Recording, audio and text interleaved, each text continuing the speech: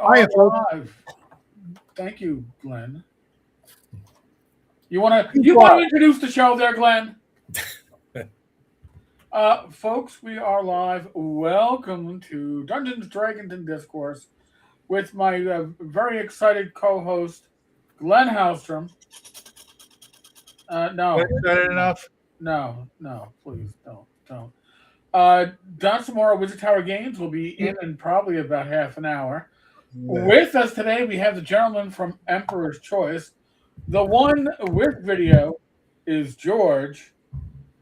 Right down there. The one without video is Dave. Howdy.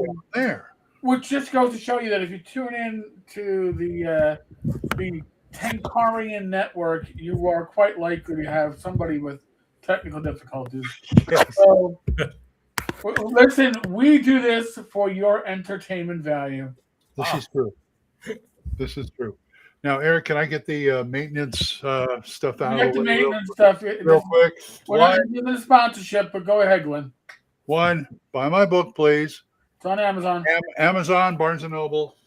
And go to my GoFundMe and help me out, please. We're halfway there. So that would be appreciated. The GoFundMe is to get Glenn to how many conventions, Glenn? Well, I have 3, but I only need help for WizardCon because I have to fly there. Okay. Just checking. Yeah. It's going to run for another month or 2. So, yeah. Okay. I'm done. Yag. No Matt tonight. We got Mr. and Mr. Emperor's Choice. That's right. The Emperor's Choice twins. Hey, good evening, everybody. So thank you for having us, Eric. And we appreciate it. And unfortunately, Dave is having a few technical difficulties. If he can get his video up, we'll get Dave on. But we'll be able to continue on here. I see a bunch of people in the chat. Hello, everybody. A lot of good people. Yes, a lot of great people. So, no, thank you. We really appreciate it. So we're just in the final steps here, as far as, as everybody knows. Do you mind, Eric? Or no, please. This is do it. Well, I figured I sent out a quick post real quick about tonight in the live stream, and we'll have an update with the Kickstarter next week. But we're in the final phases of shipping the Kickstarter, just so everybody knows. We still have a few things left here to do this weekend. So over the weekend, we're going to try to finalize every last. Hey, there he is. Hey, there he is. Howdy, I made it. Hey. There we go. It was a challenge. Still is. You're wearing your Arduin shirt, too. That's cool. I am. George put me on the spot. I had to scramble to get it. I can't wear mine anymore. It shrunk. It shrunk in the wash. Oh. Well, we're going to get some new ones, Glenn. So later this year, we're going to be doing some new shirts and so forth. But I was just telling everybody, Dave, where we are with the Kickstarter, that we're going to do some final bits of shipping this weekend. And actually, all the Kickstarter backers have been shipped. Unfortunately, we have like 7 people who have not answered the survey. So I'm going to, we have their stuff. 7 people who've paid who have not responded to the survey. And without the survey, you don't get an address. You don't get anything. So I've been trying to email, and I'll try some other avenues to get a hold of these people. Of course, we're holding all their rewards and putting them on the side for now. So whenever we can get a hold of them, of course, we'll ship out pronto to get everybody their stuff. But just to let everybody know, everything's been shipped. If you did order tubes and extra material, we did do a lot of dual boxes. So if you've only received one, the next one should be there within a day. But they were all shipped at the same time. So we're happy to announce that everything's complete for the Kickstarter, other than a few people, like I said, about 7 that are lingering. And as a note about it, we said we'd ship in February, which we have. We started shipping end of January. And so everybody knows, we wanted to do Christmas, but unfortunately, because of production, because of the amount of things we had going out, and that was an internal thing that we had. We wanted to try to make Christmas or around Christmas, New Year's. It was impossible with the amount of backers and the production. And of course, the weather here has just been horrendous. Oh yeah. See, yeah, it made it tough. But even so, we didn't like the aspect of not being internally on time. That's why the extra gift that we gave was the 72 card set that came in the same packet as the character sheets.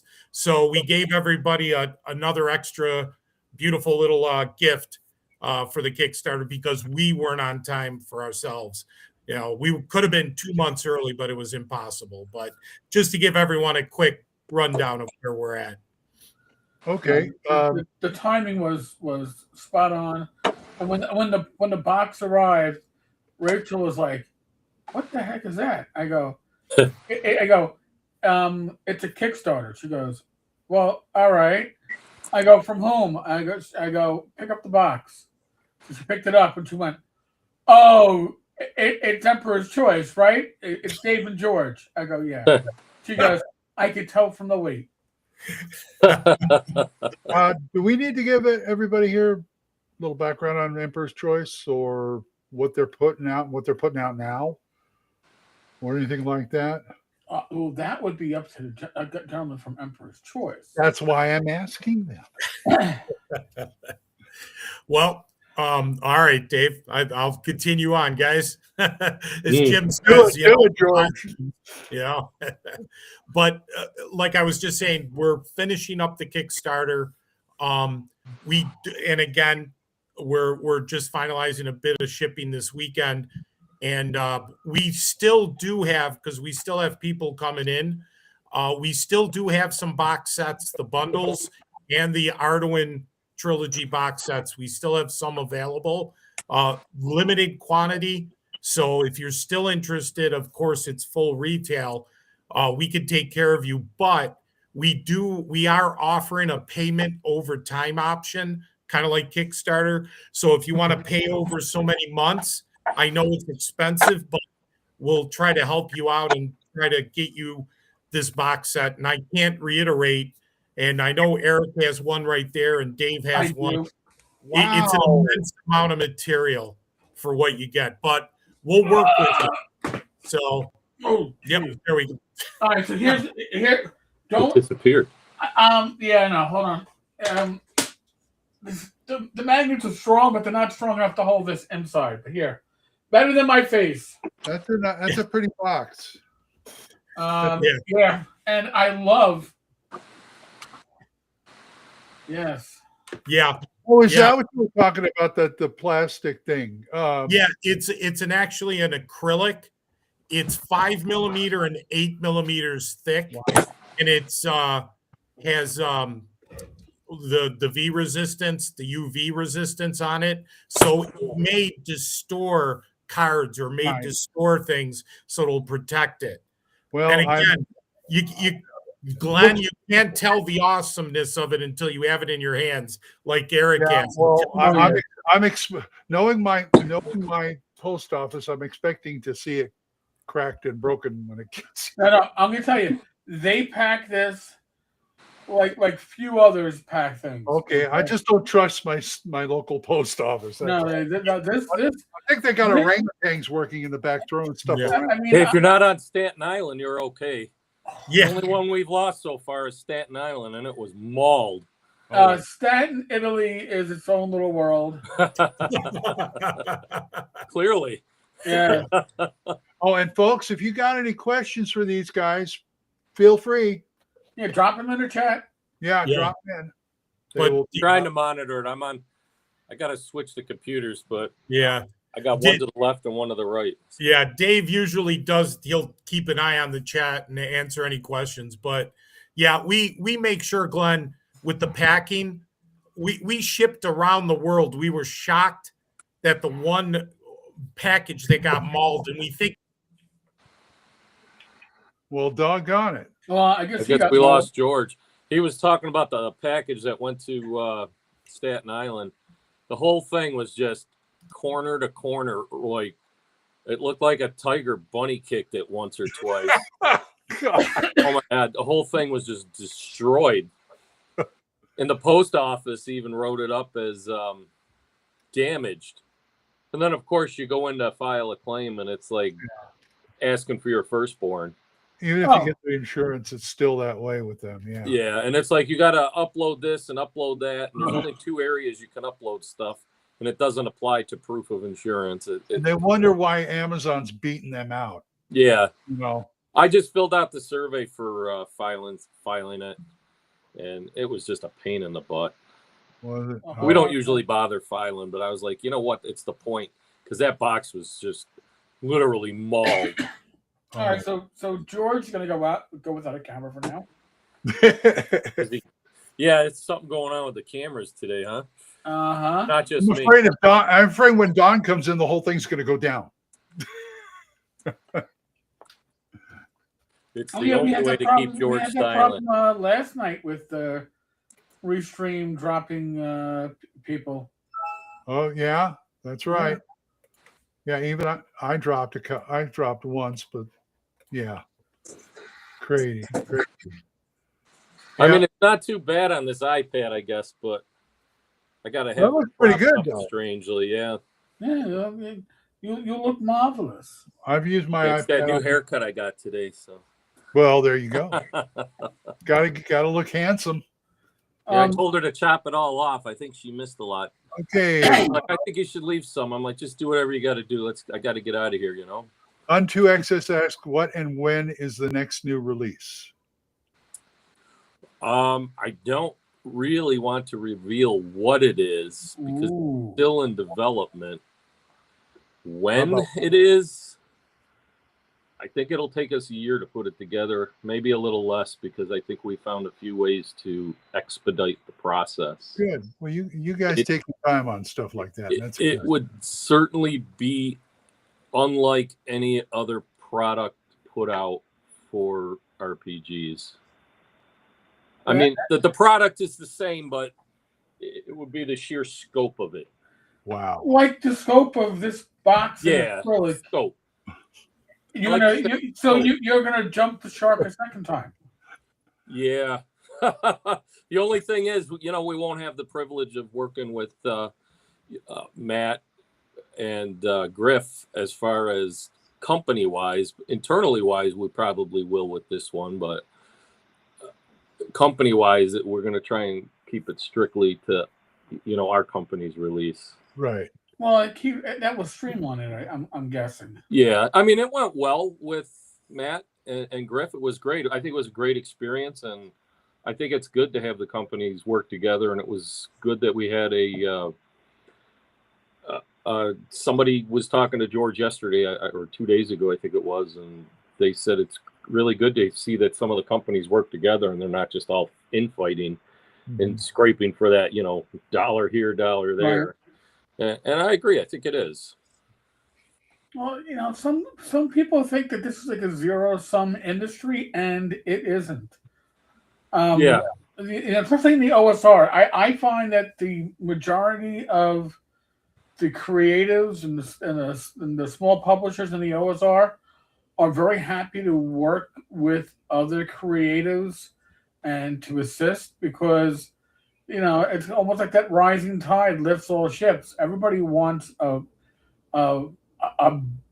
better platform for all these products to come out on. Yeah. And, honestly, you want every good product that comes out just makes every other future product that much better. Yeah, it just ups the bar. It's great. It just it actually improves it for everyone, I think. Yeah. Gives people something to look for and look at, Mm-hmm. Will there be any official Arduino miniature STLs? Okay. Here's kind of the deal on the STLs. We've already produced, I don't want to say produced, purchased, and have the STLs for, I think it's 10 or 12 dragons, and a whole bunch of other small miniatures. And I had to put the end to that because the guy who was doing the STLs, we kept having a barrier of what to do with the miniature, and the miniatures need to be not to scale. In other words, the sword can't be super thin. We don't want super thin. We want to be able to convert it to metal, and the STLs are being made right to scale. And I couldn't break the barrier with the guy that was doing ours. Now we do have another 1 to 3 3D sculptors in line that are willing to do the work, and I have personally bailed on the subject for right now in favor of the fact that we have a new guy and he's cranking out stuff as fast as we want it, and we can make them in metal. I'd love to keep the STLs out there. We offered it to I think it was Tom Tellis, to see if he wanted to do all Arduin STLs, but he's just too busy. Yeah, And, I think it was Tom. it was probably, it had to be Fat Dragon Games. He's and I am sure, you know, Tom's happy that he's busy. Yeah. But he probably, you know, knowing Tom, he also probably felt bad he had to pass on it. Yeah. Yeah, I think he would have loved it, and it is what it is. You know, it sucks. I would have loved to have him do it. And no, George, we can't hear you. I can't. Nope. I don't know how to use this iPad too well. I'm a Windows guy. Hi, Grandma. Well, but George has to log back in. Oh, wait a The second. thicker swords are definitely easier to print. What I couldn't do was get him to understand that they need to be out of scale. Like, the body was good, this shape was good, and it's like, okay, the hands need to be bigger, the arms need to be a little chunkier, that the sword needs to be thicker, and it just wasn't sinking in. And it was like 3 years of this, and it was like, all right, you know what, we're done. And we now, since, you know, have 3 other people that we can go to. One of them actually being one of our old artists, John Uziak. He's actually a teacher for 3D modeling. Oh. And he was going to take a look at the files and fix them for us, but life has gotten in the way, especially this portal to adventure. Are there any Arduin board games in the works? Oh God, I would love to do that. Just the time right now, because we want to get the role-playing game out. Talk to Don. He wants to do board games for Wizard Tower. He might help you. That would be great.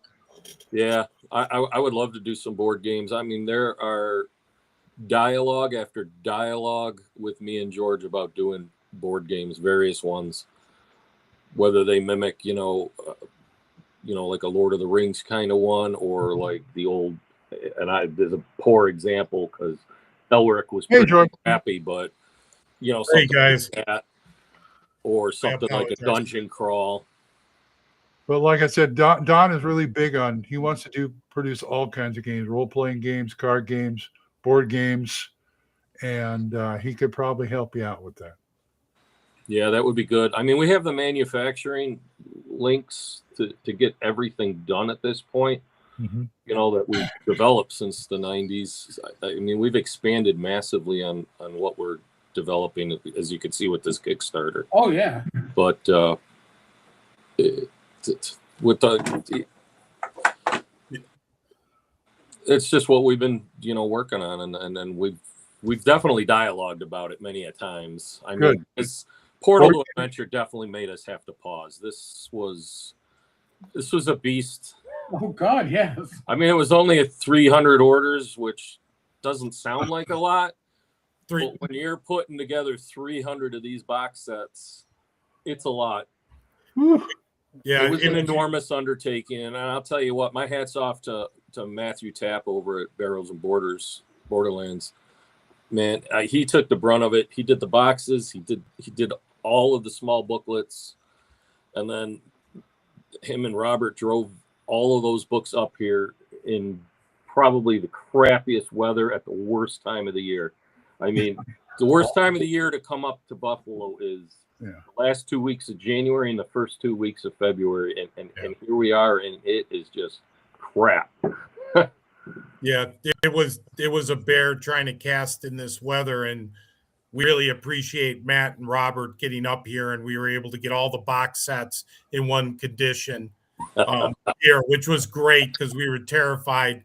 And then Dave and I took, quote unquote, the ball from there, and then started doing all the packing and all the shipping and putting together the rest of the bundles and all the other material. But it was quite the team effort between everybody, even with Griff and Chris getting their Tonnesberg books to us. So it was very much a team effort to do this. And it was unbelievable. And like I said, the amount of production and the amount of things with the books and putting them together. And like I said, Matt and crew did a great job with that. And it was a great experience, having 3 companies, which again is to us, it's a historic Kickstarter, because I don't ever remember 3 companies coming together like this to create what we created with the bundle. It was. I actually credit Griff with that, because Griff, he came up with the idea that we should all get together, start talking online and trying to get other companies, and only a few of us decided to do that. And I give him credit for setting the foundation for that, for sure. I mean, it set the seed in my head that when this project started coming up, I'm like, why don't we all just get together and do this? Yeah, the idea kind of formulated with Dave. We were just looking to get some box sets, to get some boxes from Matt, and then it just evolved from there. And then we decided, well, why don't we do something? And then we expanded the scope, and then we're like, well, why don't we talk to Griff and talk to Matt and do something? All of a sudden, within a month or so, this whole thing came together. It was quite unbelievable, the journey to get there, and then the journey through the whole process and everything, and then coming to the end of it now.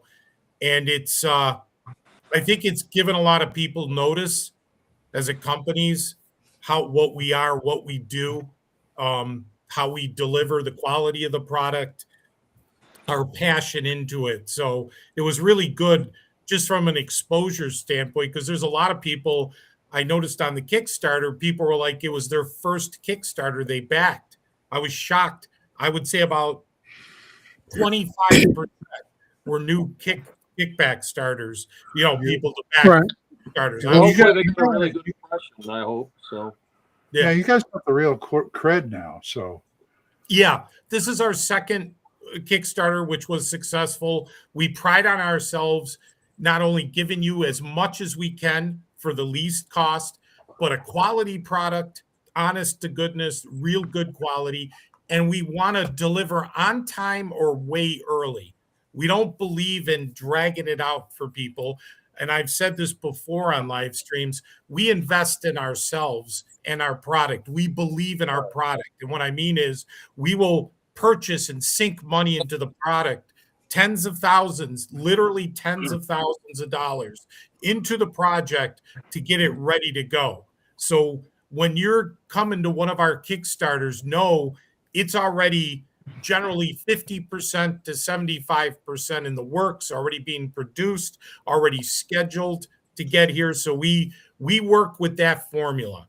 And again, it's taking a big risk because we're putting the money up front. And, with Dave and I here, we're not rich. It's our houses, it's our retirement. We're investing our everything we have into this because we believe so heavily. We're passionate into everything here. What I know, Eric and I have done a lot of Kickstarters over the years, but to me, the 2 people in Kickstarter that I totally trust that's going to come through are you guys and Jeff Talanian.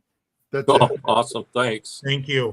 Thank you. Yeah, There's a handful that make sure that like the bulk of the work, like Joe Block, the Greyhawk Grognard. Yep. When he does a project, it's all written. Heck, it's usually even laid out and edited. He's kickstarting for the art.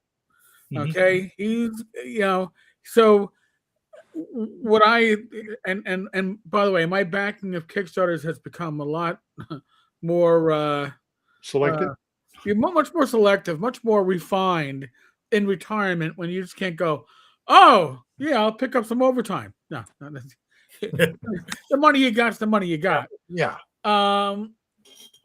But yes, you find the people that you know will deliver quality, will deliver on time. I mean, Solani and you guys, Greyhawk Rognord, you all know that whatever date they're putting in is already padded to take into account.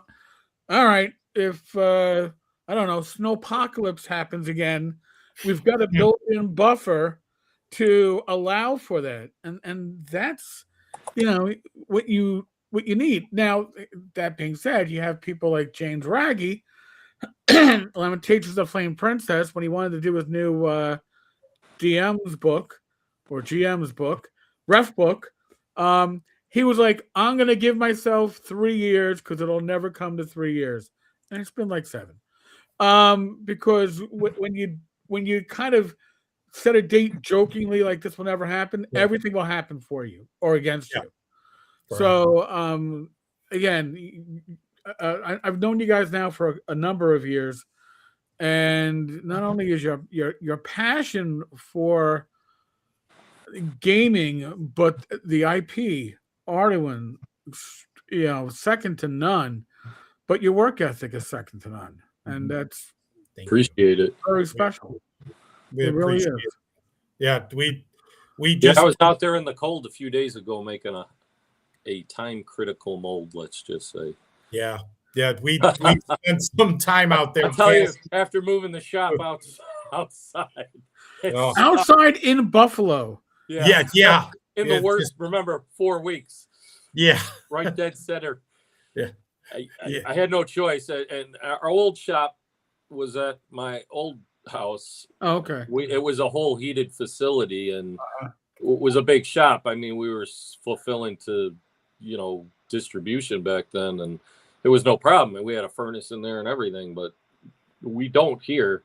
I assure you. I assure you, I was freaking cold. Yeah. It's unfortunate. We have to do what we have to do. And we had to cast about a week ago or so. And it was like right in the middle of this weather. And I put a post and I said, just a bit of advice. Don't drive, cast, or pack or ship in -10-degree weather with a ton of snow. Just don't do it. It was affecting our casting machine, our metal, everything. It just became more difficult. We're like, never again. Like, you got metal over 500, you got the vulcanizer like 300, whatever it is, degrees. It doesn't throw off any heat. Yeah. Nothing. Yeah. If anything, it's just sucking in the cold. Yeah.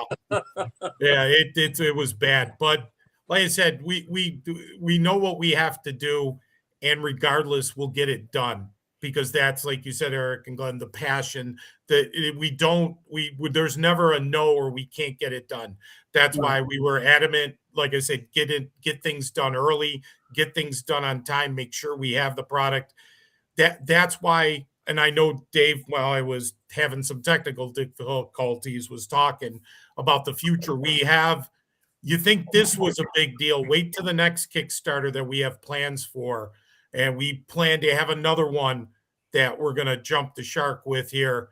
And then we have ABA coming after that. And it's taken us years. With ABA, the new Bloody Arduin role play game that we're doing, it's 4 years and counting. And it's because we want everything to be done, everything to be written. I know numerous times we've shown artwork, little bits here and there on live streams that we've done with you guys, Eric and Glenn.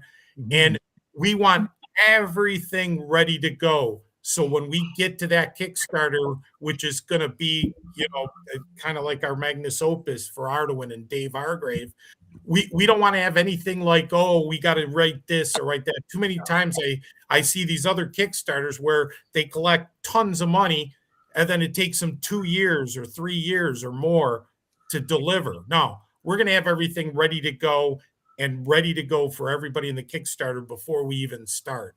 Well, you got one already. Roger says, take my money. And like I said, we're trying not to put too much fatigue with the Kickstarter too. We're maybe do one a year. That's it. We don't want to overtax people. We don't think that's fair. And it gives us the time to develop things and work on the things. Because again, we're a small team of people between Dave, myself, and some of the internal crew that we have. So it takes us a long time to develop things. But that's kind of our process. It's kind of our thought, the standard we want to do things, and it works.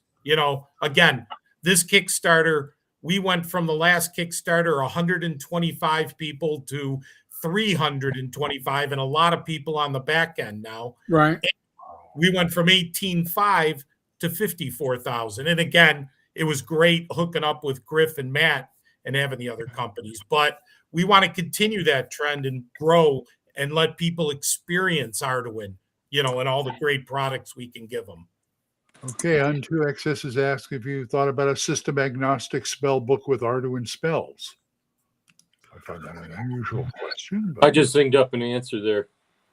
So sort of, yes, we have done this many a time over the years, tried to think of doing this for everything Arduin, and we just have continuously come to one conclusion. We need to revamp Arduin into an easier to use system and just bite the bullet instead of going generic. And rather than that, we will make our system be able to be adapted easily to anything else. And that's where we're at right now. And I think the spells are pretty much done. Yes, we in the development of the game, and Dave's right. And I want to reiterate that Arduin for the last 40 plus years has been a supplement to D&D. Has been a supplement, which is great. It has a ton of things to grab for. I know with Matt, with his Barrows and Borderlands, Matt has a great Discord where they're playing a ton of stuff. They do the game of games philosophy, which we're adhering to too now in MCHO. And Arduin is perfect to fit in with B&B, with Barrows and Borderlands, because it has such great material you can mix and match. But we've gotten to a point, like Dave said, after all these years, Arduin needs to stand on its own 2 feet. We really believe that we need to complete Arduin, Bloody Arduin. That was Dave Hargrave's vision. It was his last thing that he was looking to do, and we want to complete that project.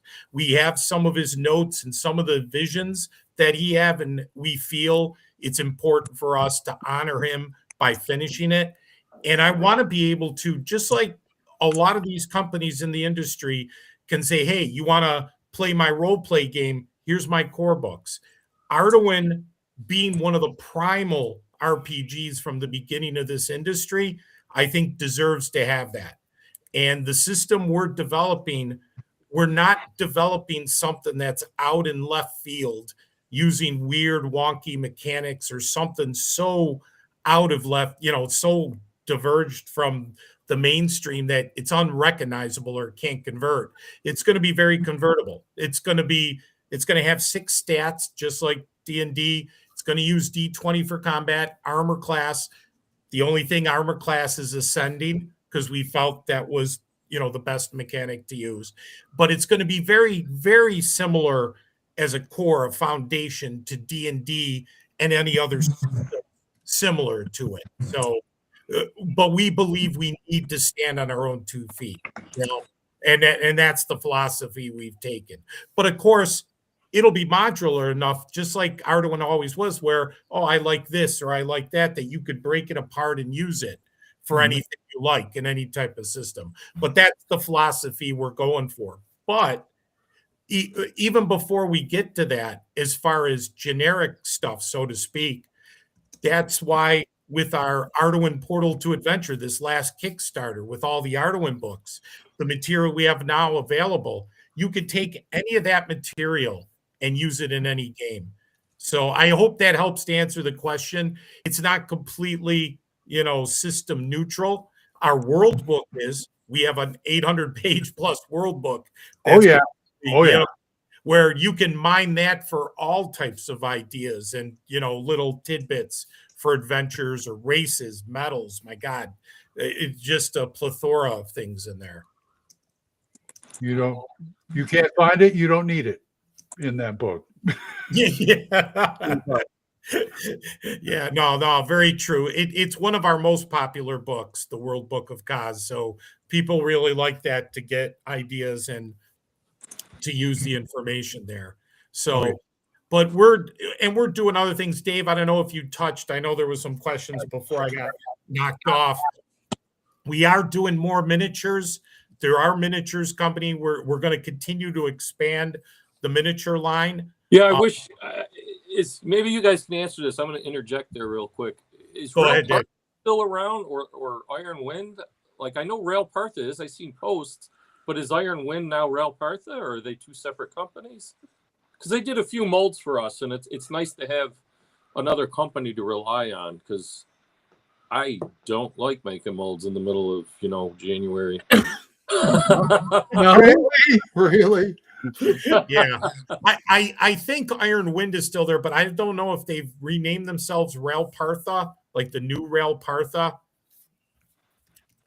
Yeah, I'm just curious. Yeah, but we're going to continue to produce what we can. Like Dave said, it's kind of difficult right now, in the middle of February, in the middle of the winter, where January, February, March is really.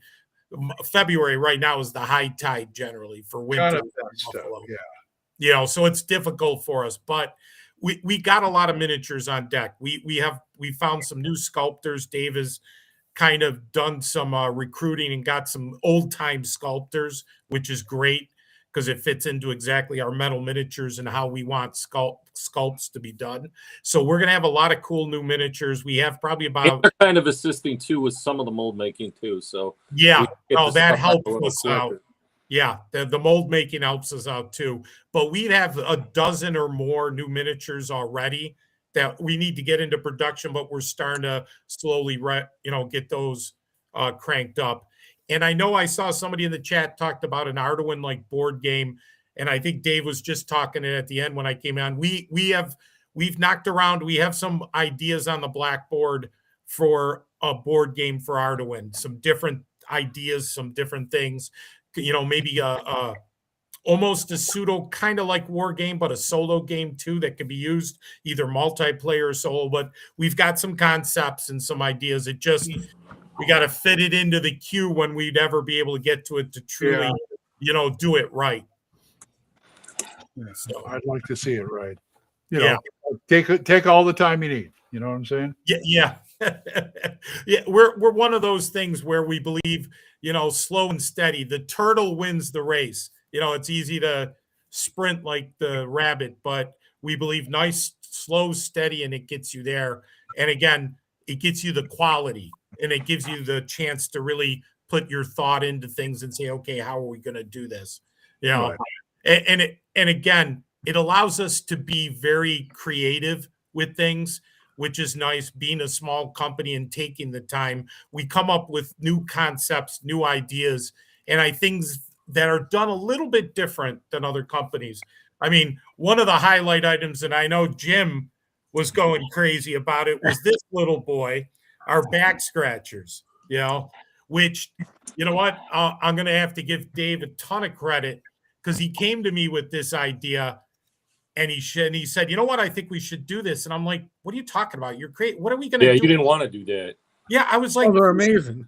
Yeah. And it turns out the back scratchers are one of the most unique things ever seen in this industry. Nobody does this like this.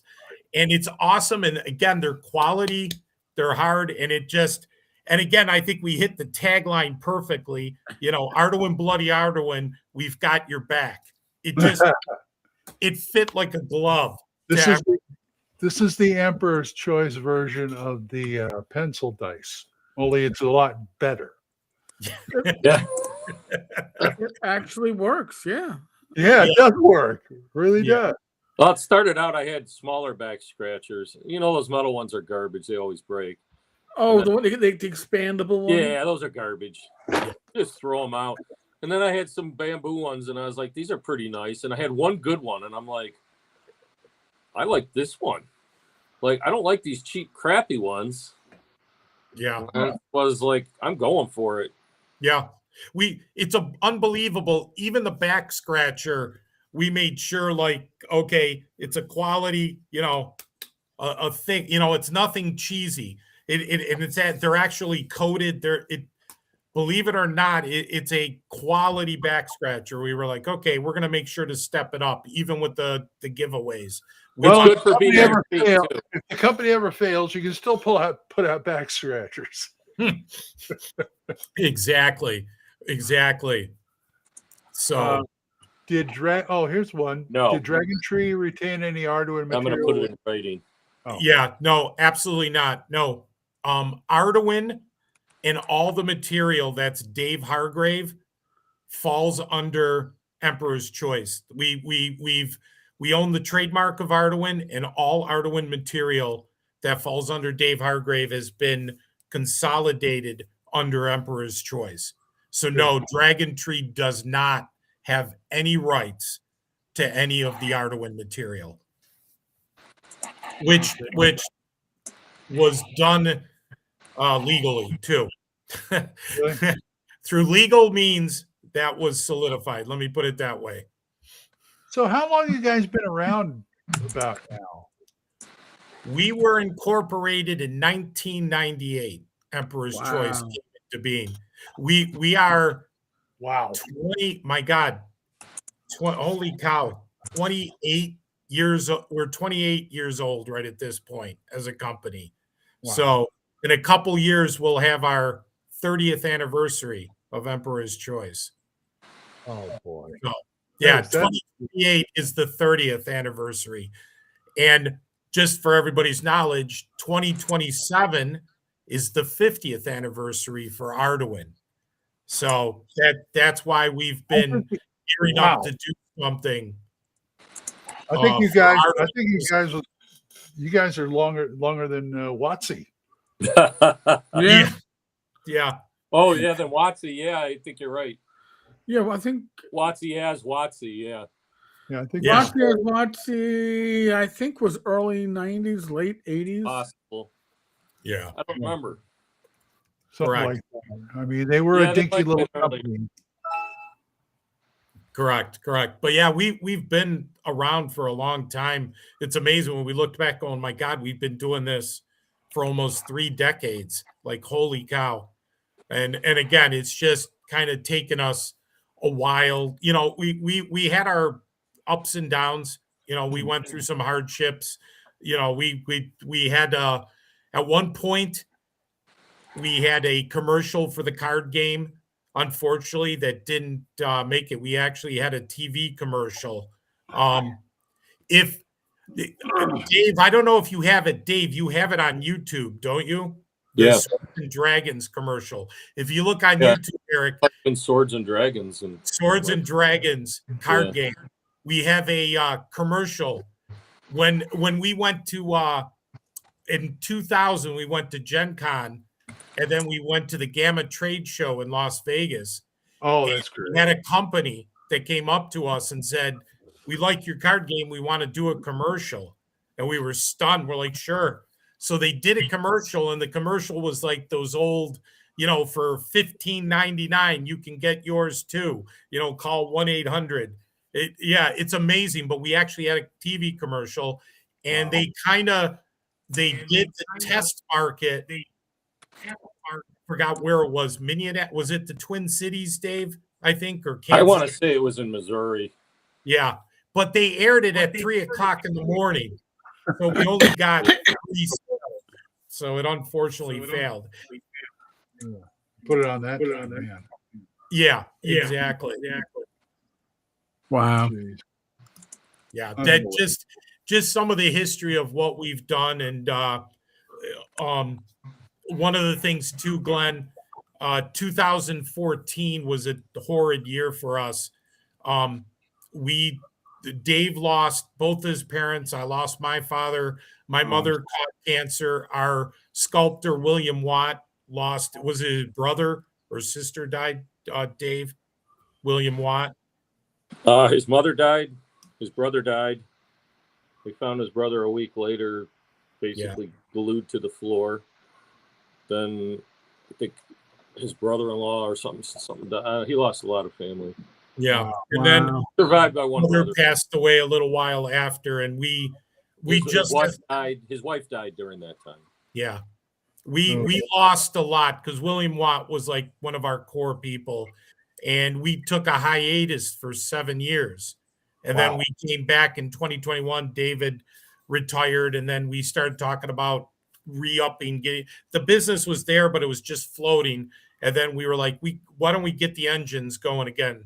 And we started up. So it was kind of a comeback. This is, again, passion because of coming back from everything that happened to us. And there was other situations in there.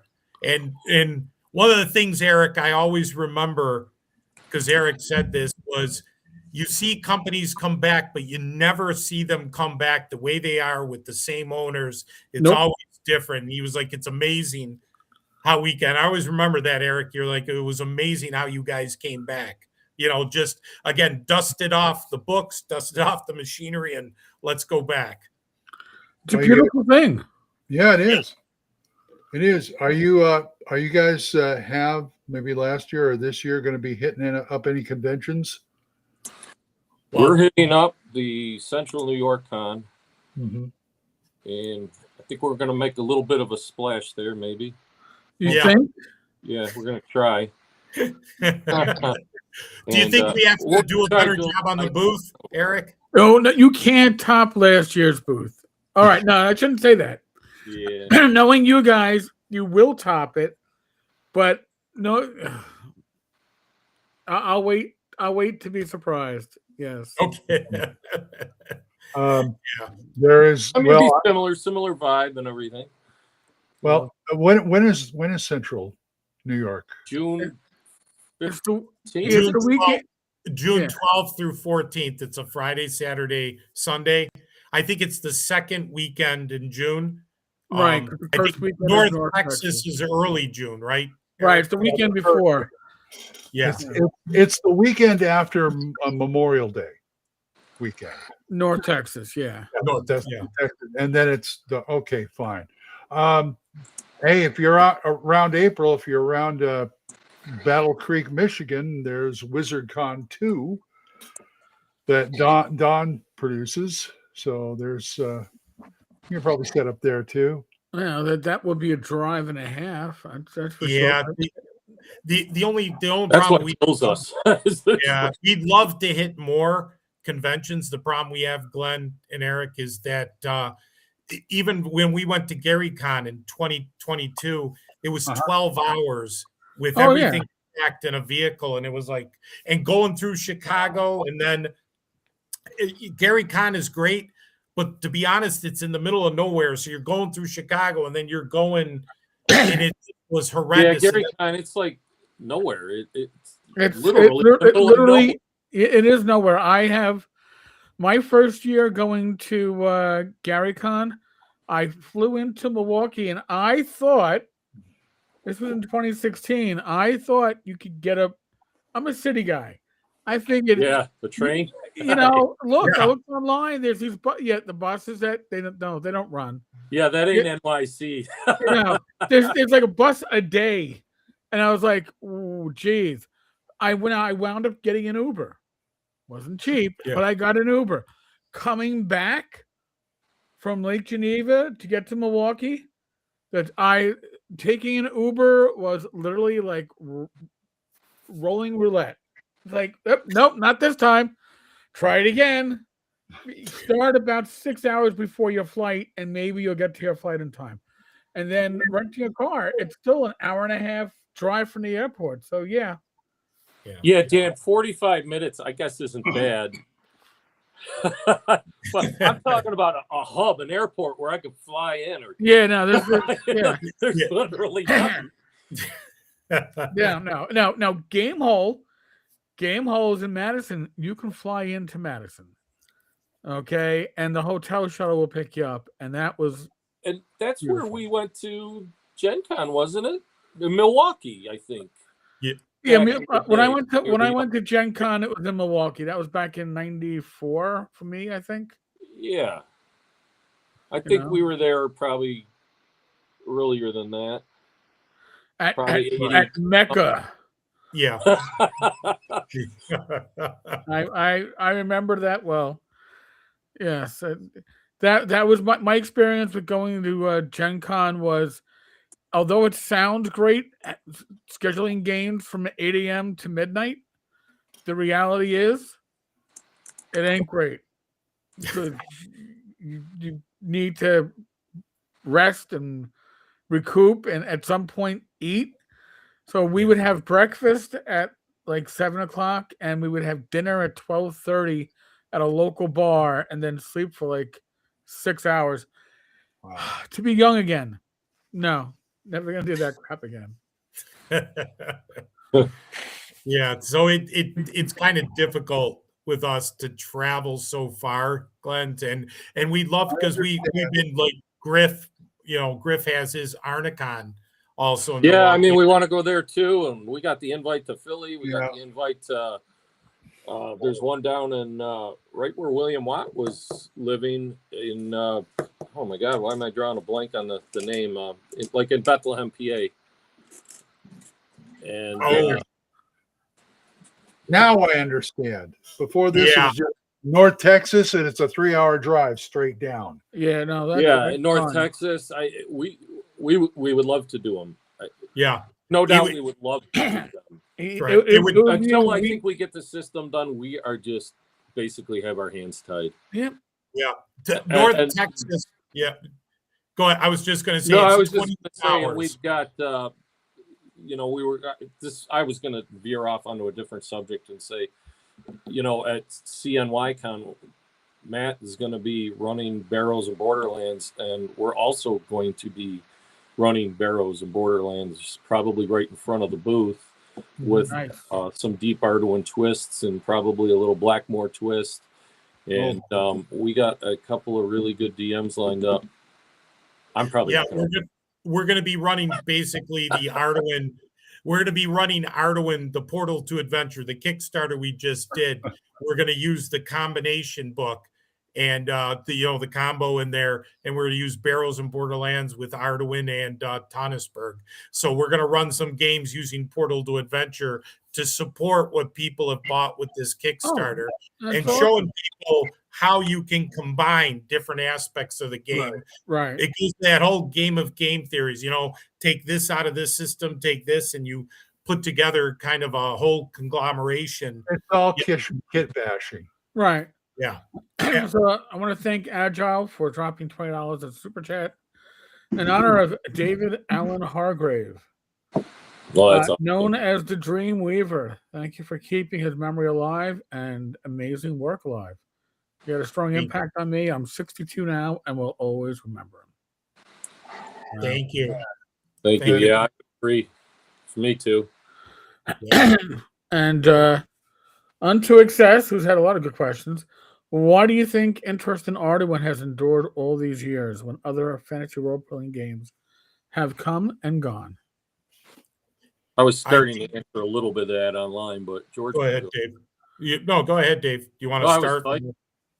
Okay. I think Arduin has been able to endure because Arduin, right from the beginning, hit concepts and ideas that were so new to the industry and are still at times, there's things we're finding in the Dave Hargrave material which are mind-blowing, like, oh my God, I can't believe he does this or that's a great idea.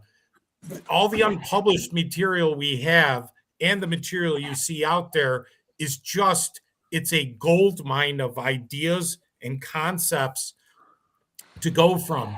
And a lot of people don't realize a lot of the concepts that Arduin did back in 1977 are ideas that other people took and either used verbatim or expanded on. Dave Hargrave, the endurance is there because it was a fundamental cornerstone of the industry. And I mean that. It almost feels like Arduin was a fixed point in time. And that a lot of the things you see, even in modern gaming, came from Arduin. Arduin was the first to do monster and item cards. Arduin was the first with mana. Arduin was the first with the whole alternity or a multiverse. Even though comics had it, Arduin was one of the first in the industry to have that concept. The concept that you could play any race, that you could play any monster, any creature. Look at 5th edition. Look at a lot of modern games. They think it's something novel that you could play any of these, races.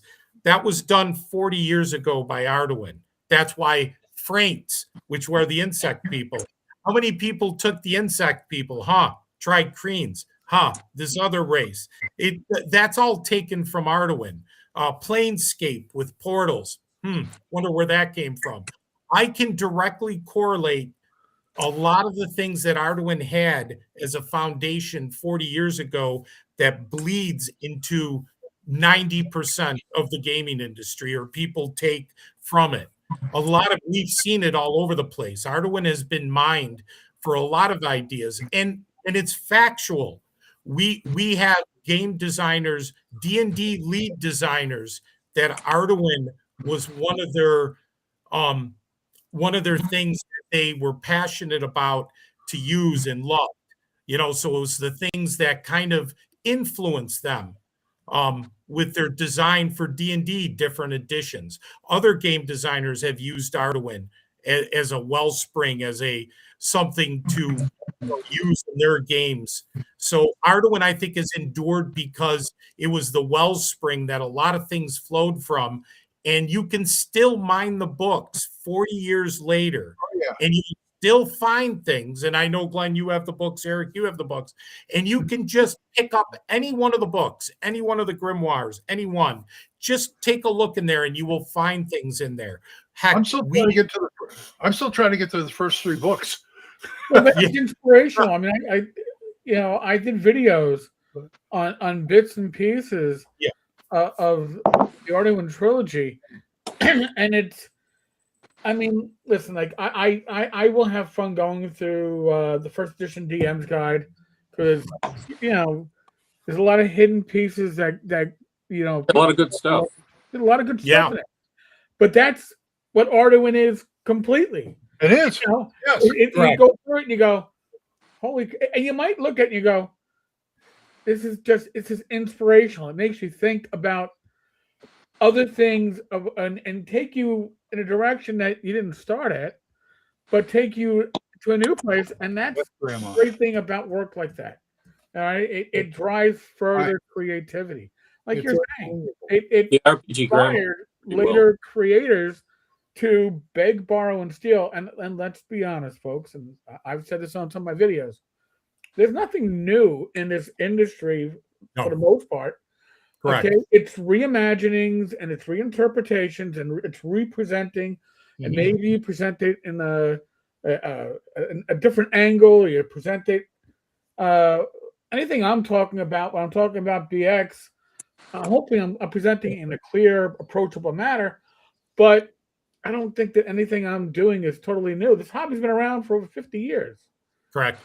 It's somebody somewhere has probably thought of it, but Davey was so far ahead of his time for what he thought of and what he gave us, and he's still inspiring generations of gamers years later. We even believe from some of the research and the things that we have found and talked with, and we've talked to Matthew Tapp about it with some of the history we've looked into. We've been talking to Hargrave's fan, and that's a whole nother thing I'll talk about in a minute, is the interviews and the things we're doing for our video series for Hargrave. We found that Hargrave also, we believe, influenced some of the computer game industry, because mana was something Hargrave did, and what we found was the way he spelled it with the 2 N's, and from the 2 N's to the single N, is something that the computer industry grabbed and took. And we know he has a direct influence because Diablo from Blizzard, the first Diablo, Michio Okamura, who was one of the artists for Dave, was one of the graphic designers for them. And there's a honorary thank you to Dave Hargrave in the Diablo manual.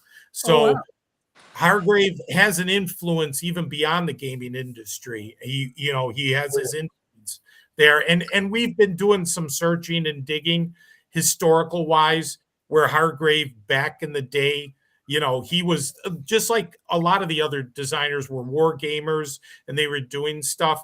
Believe that when he was, younger at, in the year 58 was doing some of the first Arduin maps for his world and so forth and doing war gaming.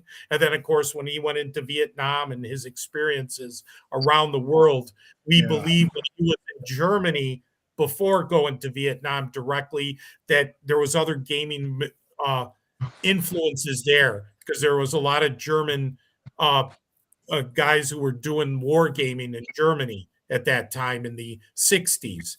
And so there's a whole influence where a lot of, when you look back at like Gary and Dave Arneson, a lot of them, their traditions go back to the war games. And they were war gaming before they got to the true concept of a That's right. role. By the way, Douglas puts up here, one thing made it hard for me, and I can relate to this. Be hard for me with the Arduino books, the sheer volume of material. It was like drinking from a fire hose. I understand that. I had the same impression, but I still wanted to come back. You know what I'm saying? Yeah. Yeah. It was, because there was always something there. There still is. Yeah. And what's difficult, Douglas, with what you're saying is Dave evolved as he was writing the books. So when you're reading the books, the other thing that's difficult is he would come up with new concepts or change something that you had read in a previous book earlier, because he'd develop a new concept or idea and said, you know what, we used to do this. Now we're going to do something else. This works better. I know one of the videos Eric did was about hit points and static hit points. And that was like, boom. Back in the day, like, what are you talking about? Just, you only have a set amount of hit points. And it was concepts like that where he developed. That was in the third book. It was in the Runes of Doom, his Grimoire number 3. So you can see the progression. And as he was evolving, where he would change certain things on magic, or the characters or how he would do things would change when you got to book 4, 5, 6. It was a change in, I've been gaming, and his gaming, for him to develop those ideas. We actually still have some tapes of Dave Hargrave talking with Neville Stockton when he was helping Neville to develop Star Rovers, which was a sci-fi game that had a lot of Arduino influence.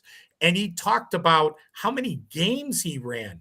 I mean, the man was gaming 250 days out of the year. He was running hundreds of games. I don't know how he did it.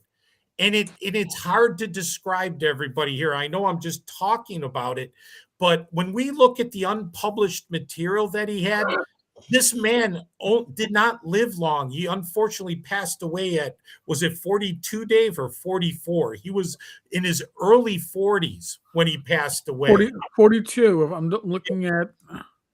So if you, so 42. 42 years of age. And if you look at his time in the industry, he was in the industry only 13 years, give or take at the most. Mm-hmm. We have 150 dungeons unpublished that this man created. Wow. And when I say a dungeon, I'm not talking one 8.5 by 11 piece of paper. I'm talking 5 levels poster size where you could fit 9 of the 8.5 by 11, and there's 5 levels. And what I loved, I'm sorry. Yeah, no. Go ahead. But what I loved about it, it's so funny. I'm 68, and I got your books a couple of years ago, and it had to reteach me how to stack a dungeon, because he didn't do every room. No, he did like maybe 12, 15 rooms in like a 25 room dungeon. It's like, why didn't I think of that? Leave room for the DM to put whatever the hell he wants in there. Exactly. He kept it open so that you could put your own twist on things. Just enough to give you an idea of what's going on in the dungeon. I love that. And his philosophy with dungeons, like I said, he'd create these dungeons. And just one thing about Hargrave before I tell you, Glenn, some of the concepts of how he built his dungeons. We believe that his way to vent, his kind of the thing that was his therapy after Vietnam was he would sit down, and this is talking with the family. He would sit down with graph paper and all his colored pencils, and he would just go. And in 3 hours, he would pen humongous, what would be termed mega dungeons now. But when you look at these maps, a lot of them, he put the creatures and descriptions right on the maps.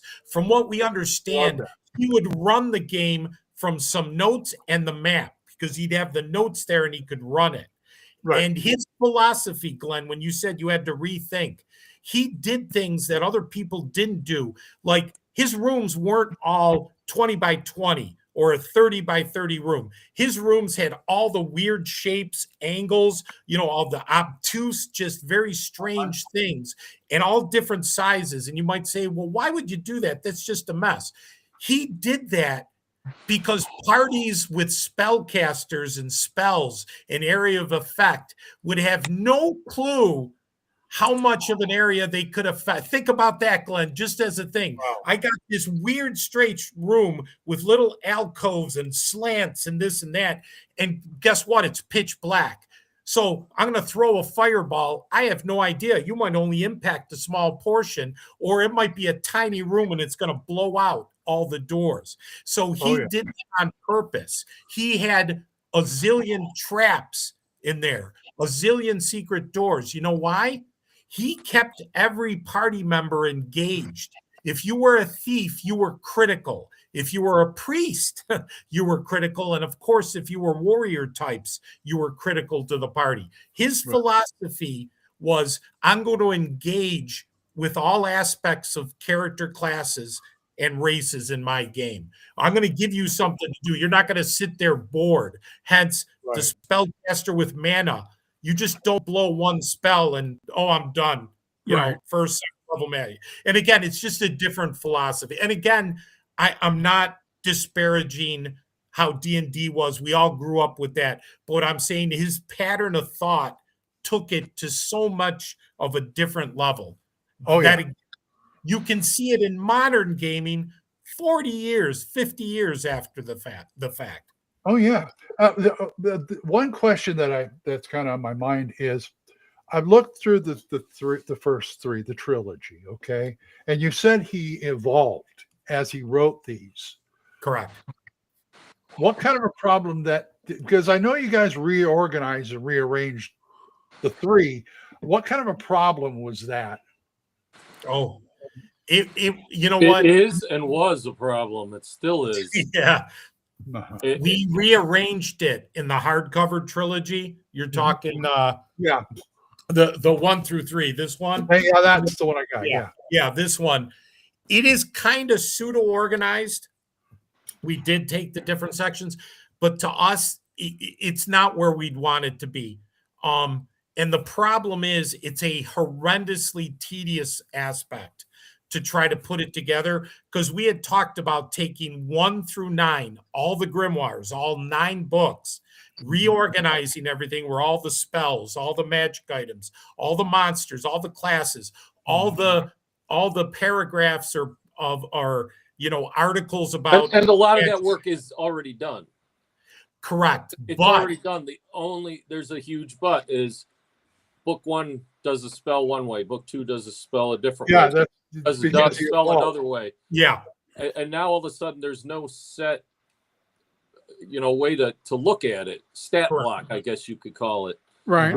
That stat block. Now it's easy to sit there and say, well, just make a new stat block.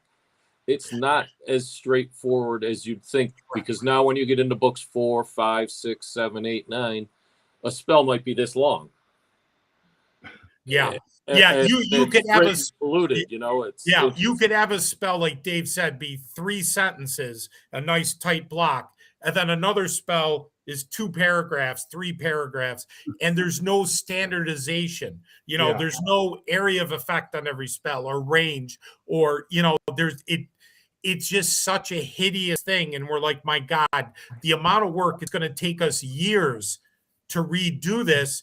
And then it comes to a point where are people really, are they going to be fatigued because we already given you the books, the Red series. We already gave you the material. Yeah, this was going to be maybe a 50th anniversary edition product. And we did allude to we might do it during this Kickstarter. And I believe wholly we're not going to do it at this point. Yeah. After reevaluating it. And Well, we're if at you this do, point you're move on. well. If you do, you're going to be a lot grayer when you come on the show again. Yeah. Yeah. Well, and then it's the value too, Glenn and Eric, with it is like you already have the books. Yeah. Do you want to get them Now I'm again? going to try to Again, give you and the again? same material, just organized, which I know for some people, but for the majority of the people go, why am I going to do that when I already have the book? So it becomes a point of diminishing returns. Like, are we going to expend X amount of money, effort, resources, our time, our lives to do this when the give back is not there, when we've already given you the material? You know, Well, not only and is the time, but we would also want to go to an offset print run. You know, it being 50th anniversary, we'd also want to bump it up to 8.5 by 11. You know, and then what artwork do we do? Do we clean it? Do we replace some? Yeah. Do we add some? we would want to go crazy. Yeah, we'd want to do a special box, maybe put it in a display. You know, we'd want to go crazy, and we're like, are people going to have the stomach for that? Believe it or not, you know, our philosophy. How many companies out there regurgitate the same thing over and over? Oh, here's our 5th edition of the same thing. Here's our 6th edition, our 10th edition. It's like, what? You're just reselling literally the same. Yeah, we just really want to get to the ABA, which if we did that project would put us on hold for ABA so much longer. And once ABA comes out, we want to start releasing the modules. I mean, hell, we've already got 3 or 4 already kind of either finished or near finished. And, you know, we got the World War II one. We got, you know, fantasy ones. We've got multiple country maps just about ready to go. Yeah. We could probably release country maps soon. Right. And who knows? Maybe if we can squeeze one in, maybe we would squeeze another country map in on the next Kickstarter. But Yeah. these are all things we want to release, but it's like we need that one foundational piece that we want to hinge ourselves on instead of, you know, a triple trilogy that evolved over the course of just 10 years and has, you know, D20, 2D10, you know, percentiles, +3 battle factor, +5 battle factor. We just want to cut it to, here it is. This is what we're doing. Everything will be written like this. Yeah. And you can convert it back if you want, but let's be honest, not that many people are playing with the battle factor and complete Arduin. Yeah, there was 2, just a little side note. There was 2 versions. There was complete Arduin in the early 90s, and then we did Arduin Eternal back in 2012 or so. And unfortunately, those systems were percentile based. They were very crunchy, and they didn't succeed, unfortunately. They were great attempts, don't get me wrong. One of them was ours, and it did not work out. Yeah, I truly appreciate both of them for different reasons. I appreciate Complete Arduin for them getting it together and telling us this is what Hargrave was working on. Was it? I think for the most part, yeah. Was it totally? I don't know. Was it missing stuff? Yeah, sure it was. Arduin Eternal, it was really too complicated, but there's a lot of cool stuff in there. Correct. But we had to make a decision and walk away from it and just say we got to go back to basics, basically. Yeah. We even took what we did as a company. We took Arduin, the complete Arduin Eternal, and we've pulled all that product line. We pulled it out of Amazon. We basically pulled money out of our pocket, because what we wanted to do is consolidate Arduin down to the original material from Dave Hargrave, pure Dave Hargrave, and then continued to develop and produce ABA eventually, so that we don't have any issues with a fractured fan base with, I use this edition or I play that edition. We didn't want to get into that game. So we consolidated down and said, if you want the original Arduin material, and we're always going to have it available from Dave Hargrave, here you go. Here's books 1 through 9. They're a great supplement to any D&D game out there. Absolutely. So go for it. But if you want the new version, the solidified, streamlined version, which is based on Dave Hargrave's old grimoires and notes and things that we have in our archives from Dave Hargrave, then ABA will be the ticket for, here's the new Arduin solidified system. We do not plan to do any other additions. It's one core system and we're done. And like Dave said, we have so many dungeons. We have so many unpublished things. We want to produce out countries. We want to produce, maybe gazetteers on the 21 planes of hell, maybe on different worlds, different adventures, the fun stuff that you can take and use and put in your own world. But we don't want to have the system be a repeat. One system, there you go. But again, it will be compatible. But again, if you just want pure Hargrave and that pretty much gold mine, you have the material 1 through 9. So, but it's a philosophy and it's difficult because you got to take money out of your pocket. You got to be willing to say, we're going to pull this no matter what to get things streamlined.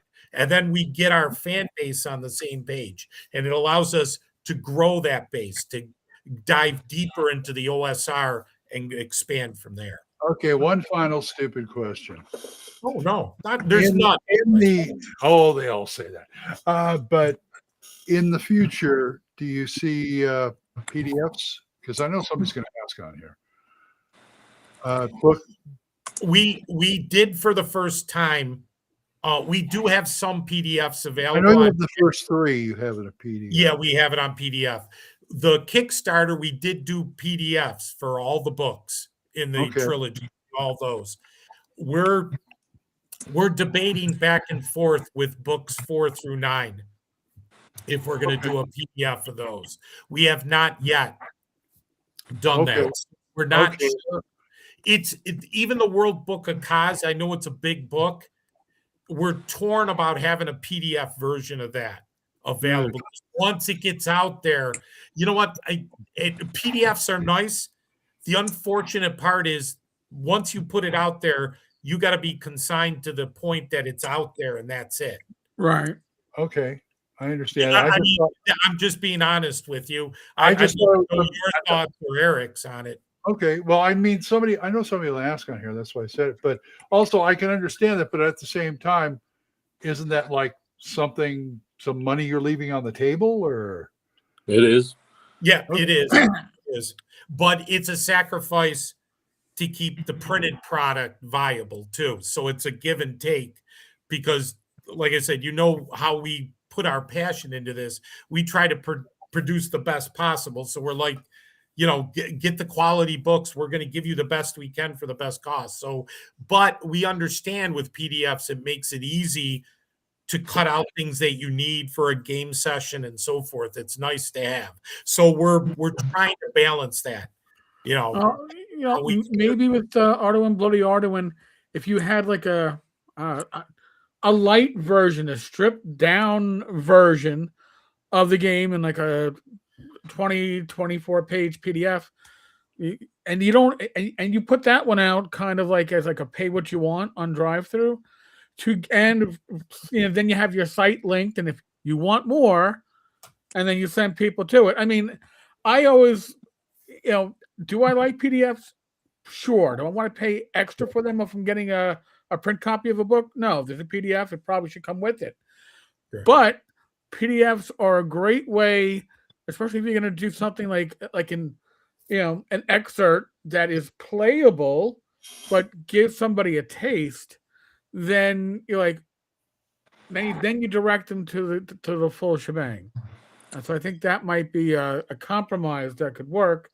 But you have to get the full game complete Right, before you right. can, before And you have- can, And these aren't the Around- dialogues. and We have Eric write it for you, so it could be Arduin Bloody Arduin Light.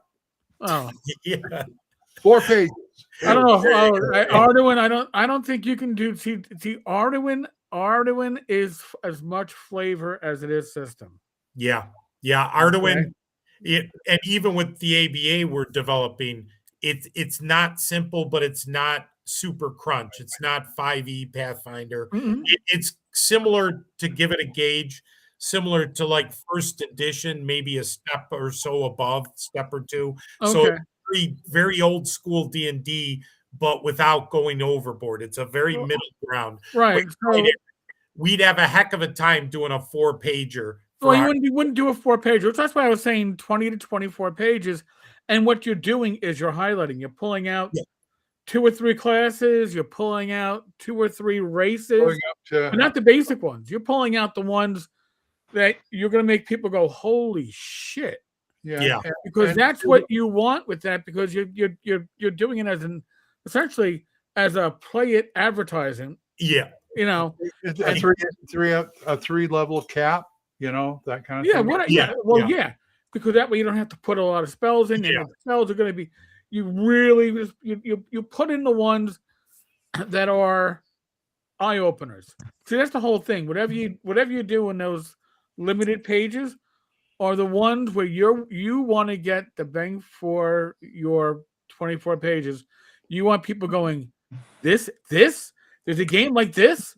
Yeah. Wait, and there's more. That's the reaction that you want. And but again, Arduin is flavor. It is flavor more than it is crunch and system. And anything that you do to I don't know, make that lighter version that you can get out there and get into people's hands, kind of like a viral marketing, has to really push that aspect Correct. of the flavor. And that is going to take a lot of gentle work to make sure you're getting Massage. the right bits of flavor out there that are going to bring people in. And I think that would be awesome. And I think that's the way to handle it. Oh yeah, there's a PDF out there. You can 20. Yeah, get your first taste is free. It's kind of like selling crack in the late 90s. Your first your first taste is free, but after that, I'm just saying I did narcotics for a bit. I'm just saying I remember what it was like. But As a cop. Yeah. No, but you're right. You're right, Eric. You're right, Glenn. There has to be some type of compromise there. And we've had discussions maybe in the future. Like I said, the books are our priority. They're our number one thing, but maybe we put some type of PDF, but minus all the artwork, minus a ton of the stuff. And like you said, it's a very light version. And actually, my suggestion at this point would be, I'm assuming you're going to be kickstarting Arduin Bloody Arduin.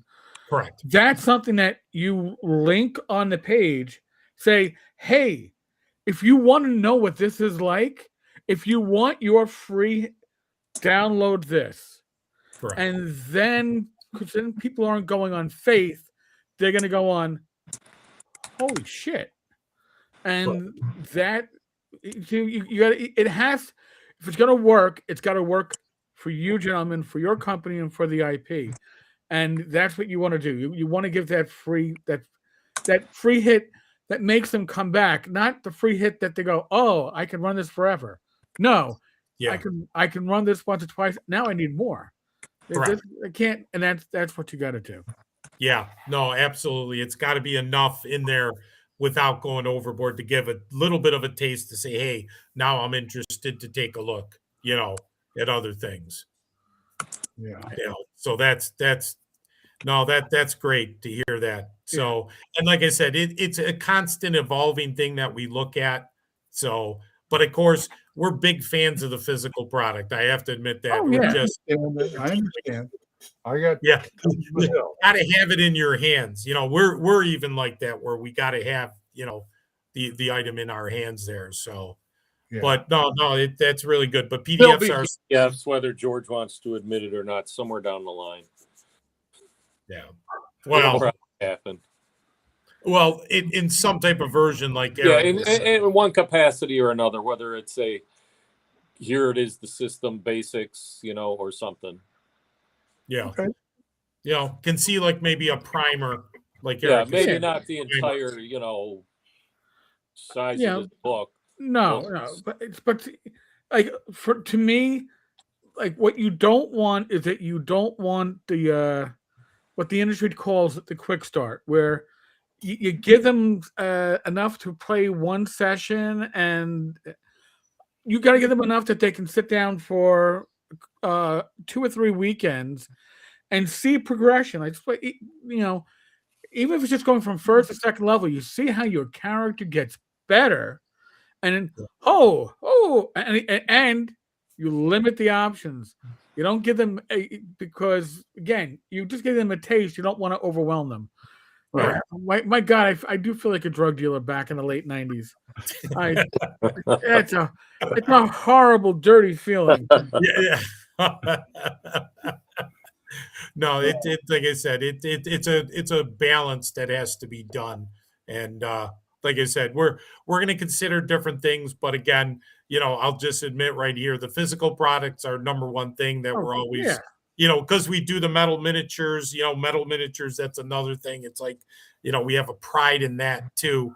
And the maps, just everything that we sink ourselves into, we want it to be the best, and we want people to have it, show it off, and enjoy it. That's our biggest thing. On to excess. So, did either of you gentlemen ever meet Hargrave? No. No, unfortunately, no, kid. It's unfortunate. We were just ending high school, unfortunately, when he passed away. So it's unfortunate. We found out about Erdwin around the fourth grimoire when that came out. Okay. Wow. Yep. Well, that's too bad. I did write him once. I did not get a response back, but I think I know why at this point, because he did respond to anybody who wrote him. And I believe the reason I didn't get a response was I think I sent the letter to Dragon Tree. Dragon Tree never forwarded it on to him. There you go. That's what I believe happened, and I wholly believe that happened. Because I look back on it now, and I think them because they did Arduin Grimoire 4, and that was the book I had. Okay. So I wrote to them, and then I didn't get a response. Yeah. Well, at least you got the material, and you have the tapes and all that to go by. Yeah. Correct. Exactly. We like I said, we do have quite a bit unpublished material, some tapes where we can actually listen to Hargrave, and it's interesting listening to him because some of the concepts that we got were from listening to Hargrave explaining, how he did the critical tables, how he did certain things, explaining to Neville some of the design philosophy for his sci-fi game, like how he should do this and why this type of system works, why this is better depending on what you're trying to do. It's amazing when you kind of hear the philosophy behind these, these giant. And we'd like to release anything and everything we can. It's just we have to scramble to keep ourselves viable as well. Right. So we want to get that done first. And speaking of which, because I mentioned it earlier, Glenn, when you were talking, and I just remembered now, I was talking about, the Hargraves family and Dave. We are working with Griff Morgan from Secrets of Blackmore. We've been interviewing people about Hargrave, family members, former players, and we have some people on deck now, even again, some industry people, some game designers, some D&D game designers that are doing interviews with us, talking about Hargrave and the influence Arduin had on their projects in the industry and how they develop things. And what we're trying to do is we're doing these, a lot of them are video Zooms. And what we want to do in the future once we get things established, and Eric, this will be one of the things with our YouTube channel, we Okay. want to release a video series about Hargrave. Beautiful. Hear direct from people who knew the man, personally, who played in his games, and from designers in the industry, people in the industry who were influenced and took a lot of inspiration from Hargrave. And again, some are major lead designers of D&D, some are some big names in the industry who have always used Arduin and used it as an inspiration, from there. Again, unfortunately, we only met Greg Stafford once. I think it was 2008. And Greg Stafford from Chaosium, look at what he developed, what Chaosium has become. Oh, yeah. He came from Dave Hargrave's table. That's what it was. Yes. I mean, all the names, somebody that we've been talking to who's going to definitely be involved in our next few Kickstarters, Earl Otis, who got his start with Arduin. Oh, great. Errol's great. Again, there's Earl Otis, my God, probably when he was 18, 19 years old, I mean, that's just, again, unbelievable that you think the connections, and I know it goes back to that question from earlier tonight, what has allowed Arduin to endure? It endures because it's bled in, it's been the soul of a lot of things in the industry. Yep. A lot of things people don't realize had their initiation from Arduin. They came from that wellspring, as I call it. And they've been continuous, in this industry. And if you don't mind, I'm going to read something too that I've read this before, but I think it's appropriate when I'm talking about Earl Otis. Dave Hargrave, in the first grimoire, the first version of it, the artwork contained within this book is in the sole effort of a very talented young man named Earl Otis. 10 years hence, I'll be proud to say I knew him when. Yeah. Wow. And again, 1977, February 1977. So very cool. Yeah. Again, the giants whose shoulders we stand on now in modern gaming. So, and again, I know I'm talking about this more and more, but it's our passion about Hargrave that keeps driving us, because we feel he was one of the cornerstones, right along with Gary and Gary Gygax, Dave Arneson. There's Tunnels and Trolls from Ken St. Andre, who was there at the beginning. A lot of them that were there at the beginning of this industry. So, we feel passion about that. All that, the GrimCon conventions, the Perrin conventions that were there, was involved with A&E, with Lee Gold. Yep. All the primal people that were there at the beginning. So, but I just wanted to mention that to you guys. I thought about it, Glenn, from earlier. We are doing a whole interview series. And again, we're going to try to put that. And that's been another project that's been paralleling everything else. But again, that's why sometimes we have to make hard decisions. And I want people to know that. Like, yes, like Dave said, 1 through 9 compiled, a bunch of work's been done. But to get that to the finish line is a lot of time, effort, and money. And if we're doing that, it's taken away from one of the other projects. Gotcha. So we have to determine, what's priority one. Right. I mean, honestly, I'd personally rather have 2, 3, 4 new country maps than a compiled 1 through 9. Well, it's new material. See, right. and that's one of the things. How do you, balance that?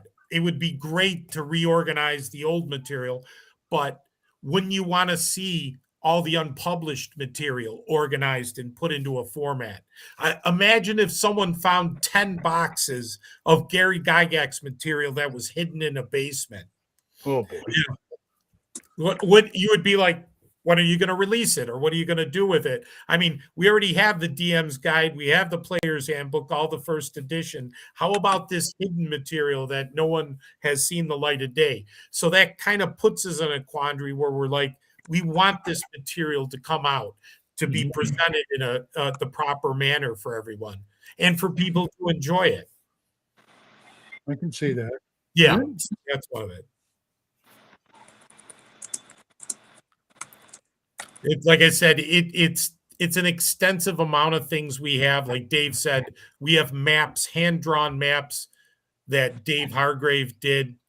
You know, it just so much. Like I said, I can't tell you the extent of things we have in archives that man did. Game systems, worlds, different concepts. He ran play by mail, legit play by mail games. I remember that. We have correspondence from that he did back and forth. The things that he was involved in, it was unbelievable that are there. We had Matt from Barrows and Borderlands drop off all the work he did here. Wow. You know, a couple weeks ago, and between him and a couple other people that were here assisting, and they got to see the archives, let's just say, and I believe they understand now. Yeah. Not fully. And to boot, I'm also going through William Watt's stuff. Like, we have a lot of the original putty miniatures that he sculpted for Grenadier. So whatever's left of them, I'm trying to archive as I go as well. So it's a lot. Yeah. So it's like we're dealing, and William Watt unfortunately passed away a couple years ago, and we're dealing with Hargrave's estate almost, and William Watt's estate, what was left of his legacy, which we want to honor because he was a cornerstone for us for 25 plus years in the industry. So we're trying to honor him along with Dave Hargrave. And again, it's a matter of what decisions do we make to produce? What are we going to produce and spend our effort and time on? So that's kind of our philosophy. I hope you guys don't mind with some of the different behind the scenes here. No, this is cool. Not at all. This is very interesting. Yeah, no, there's a lot. We put a lot of thought and effort into everything we do. And again, at times we have to make a hard decision of what we're going to do. And we just try to think what's the best decision for everybody involved and to bring things out to people. And it's not always an easy decision to make. Like you said, you got to balance everything. That's right. There's another thing too that you could sit there and say, why are we working on multiple projects at once? And the bottom line is, if we didn't work on multiple projects at once, the continuity might be lost because there is so much material that we have to draw from. And if we didn't work on them, we might lose some of that material or not have continuity down the line. So to do, multiple country maps, to do the continent map, to coordinate with the dungeons, to coordinate with the system, to coordinate with, the histories of some of the characters. And we're going to miss a lot. It's just the way it is, but we're trying not to. Right. And that's the reason we do a whole bunch of things all at once. And will we be able to release them all at once? No, because we'll only be able to finish one project at a time. Right. But everything's going to be in various stages that we know certain ones are at a certain level that we can knock them out then. Yeah. And it to tell you kind of the mountain of things we have to go through, and I'll just give an example for ABA. And we've been working internally, and I got to give a big shout out to Jason, who's been my right-hand person while going through ABA in the system. And we have an internal team of people also that have been doing a lot of work, but I work a lot with Jason 2 to 3 times. We're on Zooms a week, hacking through the stuff. The spells alone, we took all the spells from all the grimoires, 1 through 9, from Complete Arduin, from Arduin Eternal, from Arduin Adventure, his introductory game. We had over 850 spells that were compiled. We had to compile all these spells with all these different formats, and then we had to condense it down. And the reason is there was a lot of redundancy. With Complete Arduin, not only did they use a lot of the same spells, but they renamed them. So we had the difficulty that even a spell that was named different was technically the same body spell, but it had a different name attached. Yeah. Right. The amount of work that it took us literally almost 2 years to get the spells boiled down to a point where for ABA, and I'm just going to say this is just a little bit of information. ABA has 302 spells, a little over 300 spells. I think we have a couple more, but it was a ton of work to boil it down and then make the spells into a brand new format for the new system. It took 2 years just to boil that down because it's too much. And like we stated earlier, they're all over the place. Right. 3 sentences or 3 paragraphs, or they're different names, they're redundant, but we still went through it because we weren't sure if there was some more information buried in those 3 paragraphs, even if the identical spell was used 3 different times in 3 different versions of the game. It was an immense administrative headache to do it. Hence, like Dave is saying, we're trying to do our best, but it's easy to miss something. We're not going to be able to grab everything, but we're doing our damnedest to be as exact as we can. And again, honoring Dave. Now, we've had to make some decisions, and what I mean by that, with the spells, I'll use that as the example. It's not necessary to have 15 light spells. It's not necessary. So we can boil that down to 1 or 2. Thank you very much. We're good to go.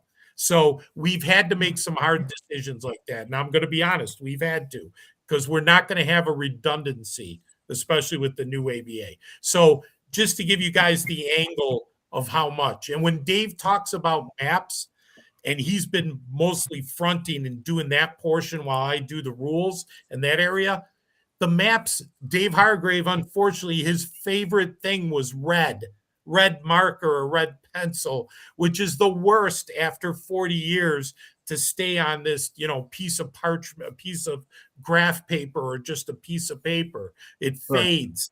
So Dave has had a hellish time trying to recoup names and different things and make that image good to where we could reproduce it. Thankfully, I did most of that before I needed these readers. Yeah. So yeah, just a ton. And I know I saw some questions about archiving. We do have a lot of the material digitized. We've been doing that, but we've also been archiving. We have like 9 3-inch binders with archival folders to store papers. And we have 9 binders, 3 inches thick, that hold all the dungeons, all 150 dungeons we have for Hargrave. And they're all, Dave organized them, put them in alpha order, and they're in archive museum folders that they use to store documents. That's how serious we're taking it. Yeah, it's just crazy, even the archival process to keep it. So again, just a ton of work, and we're going to continue doing things. And again, good. We're happy with this Kickstarter, everything that's happened, the relationships that we've had one with Griff that's become stronger. Matthew Tapp now with Barrows and Borderlands, which we have a great friendship and relationship with, and his whole Game of Games and what he's doing with his game, which is his game. If guys are not familiar, it's like old.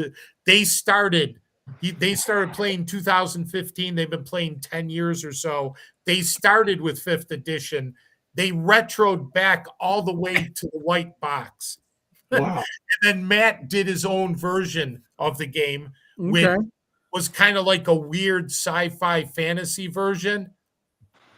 So jokingly, we always tell Matt, Arduin Jr. came out. There you go. Like a glove with Arduin completely. That's why Arduin is such a natural fit with B&B. It works well.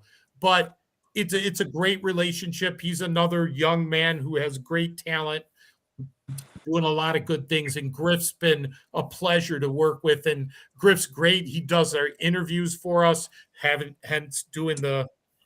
he did the Secrets of Blackmore documentary, so he helps us a ton with this. And again, it was a natural fit for all 3 companies to do this Kickstarter. And again, I'll reiterate, if we can pull it off, we have something special for the next Kickstarter and then ABA after that. So we got two major things on deck that we're looking to do for the future. Glenn, I know this was the huge roundabout way, but that's our future for the line. Miniatures, our next big Kickstarter, which will be the 50th anniversary, we're hoping, and then ABA to come out, which will be the new Arduin system, Arduin Bloody Arduin. Looking forward to that. Yeah. And we'll hit conventions. I think again, the biggest one we're gonna hit is Central New York Con in June, 12 through 14. I know Eric, you're coming, I think, and that'll be I'll awesome. be there. Glenn, I'll be there with my wife and my puppy. You yeah, need to bring me that blackout cake. yeah. Glenn, Wizards Con's going to be the big con for me this year as far as getting out of, going yeah, far. The other two are down in Texas, so. gotcha. Well, if Yeah, you need it's some a help with the GoFundMe, send us the link, and I We'll help. certainly will. We're halfway. We're there. But yes, Eric, please give him the link. I don't have the link available. Sadly. Well, I could send it to you. I'll send it to you on Facebook. send it to us, Glenn. Yeah, Yeah, send on it to us. Facebook. I'll give you a link to to my book too. So Yes, exactly. So, folks, I've been dropping a link into the chat off and on during the show. that's been because there. It's a since I put it in, it's a hyperlink. You can just click on it. That'll take you to the Emperor's Choice website. You can pick up your Arduin material. Oh yeah. And like I said, when my box came, there are very few items that have come better packed than the way these gentlemen packed this. And my wife Rach likes to pop bubble wrap anyway. Oh heck yeah! I've seen her do it. Yeah. So she was very happy. But like I said, she knew from the size and the weight of the box. I didn't have to tell her. Just it was an RPG Kickstarter, and she's like, "Oh, okay, it's Dave and George." She just knew. So I mean, great stuff. Yeah. Gentlemen, I really appreciate you joining us. And I mean, folks, here I'm going to do a visual for those who don't know. Somehow you Oh no, a visual. Yeah. We can't have that. My pants are on, so relax. Okay, good. Okay? You scared me. I mean, this. If you want an RPG workout, I mean, you could do an RPG workout. Hey, They can't see it, but I'll hold it up. I can assure you, this thing is incredibly heavy. Here, I've been lifting these things for months now. Yeah. I killed the background. So I should probably do a video on Gamers Health on how to use this box for different. Is that coming? Is that coming to me? I got to get back in the gym. Yeah, you might have to, Glenn. You might have to, Glenn. You might have to because it is solid. Yeah. And the virtual background that you see behind me is an actual shelf in this room. You can see it right behind my TV set. Yeah. This is going to be going up on that shelving, and at some point in the next couple of weeks, there'll be a new virtual background that'll be in the rotation, and it will be this. Oh boy. George, I just sent you my links. Yes. Yes. I'm still gonna try and get you and Don together because I'm sure you guys can come up with something great. Oh yeah. Yeah. No. Exactly. We will, and I know you talk.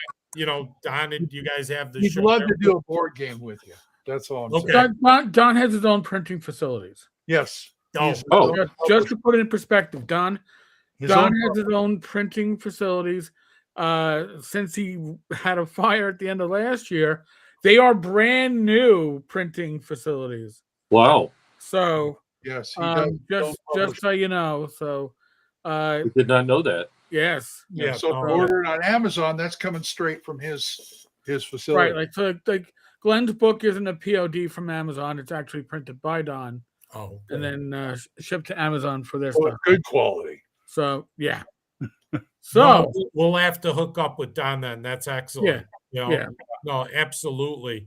No, like I said, he would have been with us tonight, but his daughter who was in an accident last week, needed a little extra attention. He was hoping to drop in Oh, during the show. Yeah, she hopefully she's okay. it wasn't her fault, but it was during the wonderful weather. Oh, yeah. Okay. Yeah. When people make like left-hand turns from the right-hand lane. Oh, Jeez. Yeah. got to move over 3 lanes now. Yeah. It's scary as the number of bad drivers I saw yesterday when I was on the road driving out to my niece. Uh-huh. Even Rach, now folks, just remember she's legally blind. Even Rach went, "Holy fuck!" Like yeah. That almost hit us, Rach. That asshole almost hit us. She was like, "I'm damn near blind. I can see that." I'm like, "Well, apparently he could." Because she. So just wow. I think in New York City people are finally digging their cars out from all that snow we had almost 2 weeks ago, and they forgot how to drive over those last 2 weeks. It's really. Oh yeah, you should have seen them today. I was saying the exact same thing about today. And 2 days ago they had a water main break in downtown Buffalo. It flooded cars all the way up to the door handles. Oh, and then of course after that.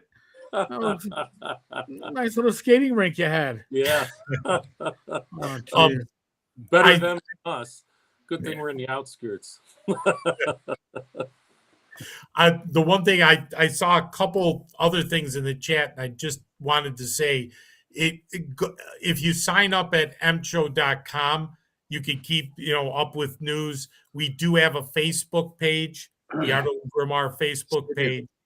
And Ardoin.com too, but we don't really put a lot of time onto that right now. It's just not a lot of time. Yeah. The Facebook, and we're on X now, Emperor's Choice. We're on X at this point too. So I'd probably X, we see a lot.